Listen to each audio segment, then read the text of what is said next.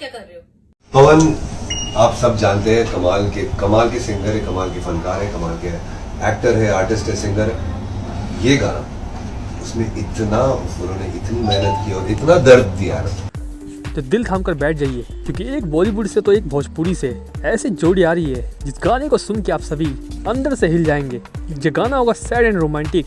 यह पेश है पवन सिंह और सलीम सुलेमान की जोड़ी। इस गाने की वीडियो की शूटिंग तो कंप्लीट हो चुकी है और अब खबरों की माने तो मुंबई में इस गाने की रिकॉर्डिंग पवन सिंह शुरू कर चुके हैं, जिसको अगले कुछ घंटों में ही कंप्लीट कर लिया जाएगा।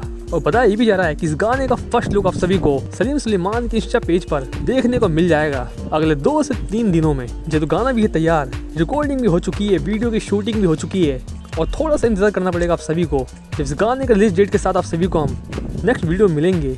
लेकिन इससे पहले आप सभी को बता दें, इस गाने में पवन सिंह के साथ प्रियंका खेड़ा तो तकरीबन 1 महीने पहले इस गाने की वीडियो की शूटिंग हुई थी। एक तरह से पवन सिंह का ये one of the best Bollywood sad song होगा। तो कौन कौन फाइनली वेट कर रहा है इस गाने का, हमें कमेंट सेक्शन में बताइएगा।